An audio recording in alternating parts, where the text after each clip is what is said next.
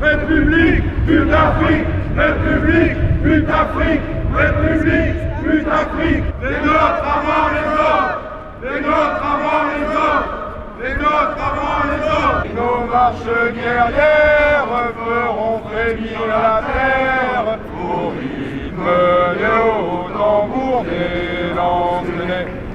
Et nos marches guerrières feront frémir la terre au rythme des hauts tambours des lancers. Pour insulter Orion, faïlala. Un jour viendra où les traîtres paieront, faïlala. Qu'ils freinent donc silose notre ascension grandiose au rythme des hauts tambours des lancers. Alors mes chers camarades, merci à tous d'être venus aujourd'hui, malgré la météo. Merci évidemment à nos camarades Alexandre Gabriac et Roland Elie qui nous font le plaisir de leur présence, et évidemment à nos amis du FDF qui sont présents aussi aujourd'hui. Bonjour à tous, merci encore de votre invitation, merci à tous d'avoir fait le déplacement. On sait que dans ces temps troublés, avec la crise économique qui nous guette, il est évidemment très difficile de faire des sacrifices pour pouvoir se déplacer, surtout de province, pour Paris. La symbolique est très forte aujourd'hui, puisque alors que nous sommes devant Sainte Jeanne d'Arc, devant cette belle statue de Sainte Jeanne d'Arc qui est l'exact opposé de la prostituée de Marianne républicaine, à moins d'1 kilomètre de nous, se déroule l'intronisation du bankster Macron. Comme vous l'avez vu d'ailleurs tout à l'heure, des hélicoptères survolaient la zone pour le surveiller. Parce qu'ils savent, mes amis, ils savent que nous avons la virile impatience d'aller reprendre notre pays. Ils savent qu'il vaut mieux mettre des armées de CRS, de militaires et des hélicoptères pour nous éviter d'aller franchir les portes de l'Élysée, de le sortir et de l'induire de goudron et de plumes. Mes chers amis, je voulais aussi aujourd'hui en profiter pour rendre hommage évidemment à notre Sainte Jeanne d'Arc, mais également à nos martyrs. Pensons à Sébastien Desieux, militant nationaliste tombé en 94, poussé par les policiers du haut d'un bâtiment. Je voudrais penser aussi à nos autres martyrs, les Grecs qui ont été victimes de l'extrême gauche, assassinés de balles en pleine tête, et dont les médias ne parlent évidemment jamais. Mais également d'autres martyrs, encore moins connus que ceux-ci, ou dont on ne parle que de manière anecdotique. C'est tous nos compatriotes, tout notre peuple français qui se meurt jour après jour, que ce soit par les agressions quotidiennes, que ce soit par le terrorisme, que ce soit également par l'avortement qui supprime plus de 250 000 petits Français à naître par an. Ayez quelques instants, s'il vous plaît, pour que l'on pense ensemble à eux. Merci pour nos martyrs, car il est important de se retrouver entre nous comme aujourd'hui dans une union nationale.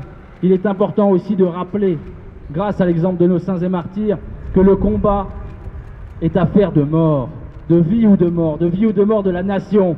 On n'est pas ici pour se faire plaisir, on n'est pas ici pour distribuer quelques tracts, se retrouver entre amis. C'est aussi le cas, bien sûr, parce que nous avons la joie de ceux qui savent qu'ils ont raison. Mais il ne faut pas oublier que nous sommes engagés aujourd'hui dans une lutte à mort qui verra la victoire ou la mort de notre nation. Pendant que je parle, je vois que désormais les cadenas des amours ont envahi les chaînes devant la statue de Sainte Jeanne d'Arc. C'est bien logique après tout. Cela dit, je tiens aussi à vous faire une petite note d'actualité. Je ne sais pas si vous avez vu, mais les cadenas du pont des Amours ont eux été vendus avant-hier, je crois, par la ville de Paris, au profit. Les bénéfices sont reversés au profit des migrants qui arrivent par centaines de milliers sur notre territoire. Merci encore, mes chers amis, de m'avoir écouté pour ces quelques mots. Encore merci d'être ici, encore merci de militer, de rester fier, de rester droit, de rester français non renié. Et croyez-moi, bientôt le jour arrive, on les aura. Alors je vais laisser maintenant la parole à notre ami Roland Huilly qui va vous dire quelques mots. Chers amis, chers camarades, je voudrais moi aussi remercier la dissidence française et les différents mouvements qui sont là de m'avoir proposé, invité à venir aujourd'hui vous dire quelques mots, effectivement. Et je voudrais surtout saluer l'esprit unitaire qui est celui de la dissidence qui organise cette journée, ce rassemblement ce matin. Puisque Vincent Vauquelin n'a pas hésité un seul instant à proposer à différents mouvements et à différentes organisations revues comme Synthèse Nationale à venir aujourd'hui participer à ce rassemblement, et je voulais le remercier et saluer cet esprit unitaire qui sera nécessaire dans les années qui viennent plus que jamais, car nous voyons bien que dimanche dernier a été élu, non pas par hasard, mais une élection organisée, un candidat qui est ni plus ni moins que le représentant du mondialisme et de la haute finance internationale.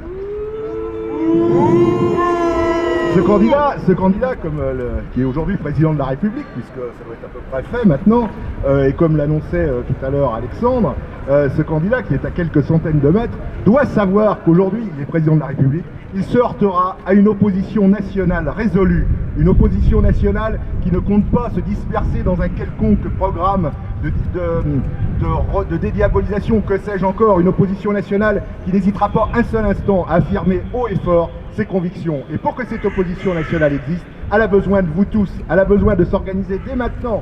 Dès la rentrée, nous devrons multiplier les opérations, les manifestations, les campagnes, tout ce qui est possible pour faire savoir à nos compatriotes qu'ils ne sont pas abandonnés. Et c'est ça qui est important, et ça, ce sera grâce à vous que nous le réussirons. Un camarade qui était présent ici avec nous l'année dernière, je pense évidemment à Guillaume, que certains parmi vous connaissent, disparu aujourd'hui, enfin il y a bien avant évidemment, et je voudrais une pensée pour lui, pour ses proches, pour ses camarades. C'était un camarade, un ami fidèle, un militant nationaliste de longue date, donc je veux que nous ayons une pensée pour lui. Je vous remercie. Alors mes chers camarades, comme ça a été dit, en ce moment même à l'Élysée, Emmanuel Macron, le candidat du système, contre qui la dissidence française a mené campagne durant tout l'entre-deux-tours, devient président de cette République honnie, recevant en quelque sorte le pouvoir de son mentor, puisque c'est son mentor, François Hollande. Emmanuel Macron n'est jamais que la copie conforme de François Hollande. Et bientôt, les Français verront combien ils ont été dupés. Évidemment, ils verront s'aggraver la crise économique, ils verront leurs usines délocalisées, ils verront l'immigration s'aggraver et les attentats terroristes se multiplier. Et une fois encore, les Français se désoleront des conséquences dont ils chérissent les causes. Car Emmanuel Macron représente bien la synthèse la plus aboutie du libéralisme libertaire et du mondialisme, du cosmopolitisme. Il est le pur produit de la finance et des médias américanisés. Il est l'instrument zélé. Ouais, c'est ça. Il est l'instrument zélé d'une oligarchie hors sol et prédatrice, pour qui la France est une proie de choix. La République gouverne mal mais se défend bien, disait Maurras, et force est de constater que cette sentence est plus que jamais d'actualité. L'échec du camp national au second tour des présidentielles est une défaite plus lourde qu'il n'y paraît. Si d'aucuns se consolent en se disant que la prochaine fois ce sera la bonne, je leur dis tout de suite, ne vous leurrez pas avec les illusions de l'électoralisme. Je le disais ici il y a 3 ans, à l'invitation d'Alexandre d'ailleurs, la solution ne sera pas électorale. Plus exactement, elle ne sera pas uniquement électorale. Bien sûr, il est important que nos idées soient représentées au sein des élections locales, nationales. Bien sûr, il est essentiel de profiter de cet espace médiatique ouvert par une campagne électorale pour opposer un front à la bien-pensance cosmopolite et parler à un maximum de nos compatriotes, mais croire que notre salut dépendra du verdict des urnes à l'issue d'une campagne électorale inique, si cette polémique de scandales politico-judiciaires. C'est un leurre dont il s'agit de s'immuniser définitivement. Depuis des décennies, le camp national participe à toutes les élections et pourtant, rien n'a réussi à endiguer la marche infernale de ce qu'ils appellent le progrès. Et quelques victoires électorales, même partielles, ne suffiront évidemment pas à rendre à la France la pleine et entière maîtrise de sa destinée. Chaque jour qui passe est frappé du sceau du scandale et de l'infamie. Il n'est pas une semaine qui ne compte son lot de violences urbaines, d'agressions gratuites, d'offenses à notre identité, à notre culture, à notre peuple et à son histoire millénaire.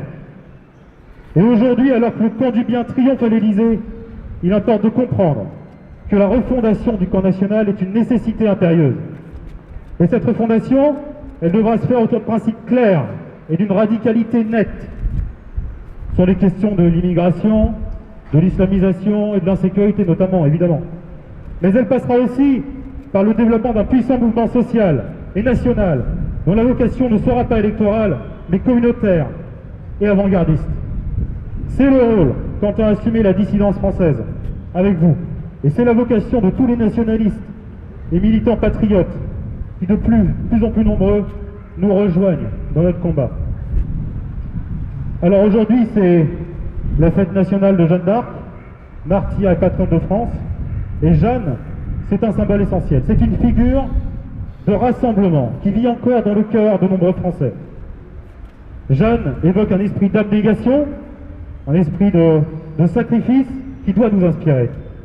Jeanne ne doutait pas de la victoire finale et c'est dans cette détermination sans faille qu'il nous faut puiser l'énergie et la force pour poursuivre notre combat pour vaincre. Je vous le dis, tenez-vous loin des doutes, des rancœurs, des divisions stériles.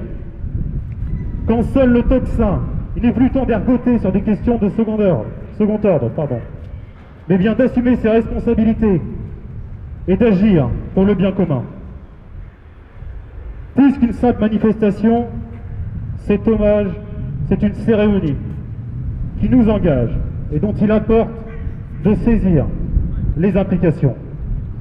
C'est pourquoi, et pour la première fois, je vous appelle aujourd'hui à vous joindre à moi pour prêter le serment de fidélité à la France devant sa figure tutélaire. Devant toi, Jeanne, martyre et patronne de France, nous jurons de servir la nation dans l'honneur et la fidélité. Nous faisons le serment solennel d'œuvrer à la renaissance nationale avec discipline, constance et détermination pour la gloire du peuple français.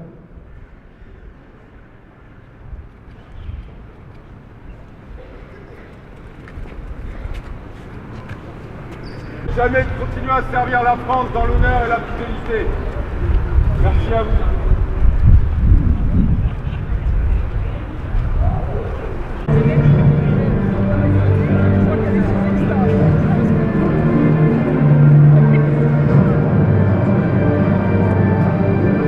Bleu, blanc, rouge, la France, aux Français.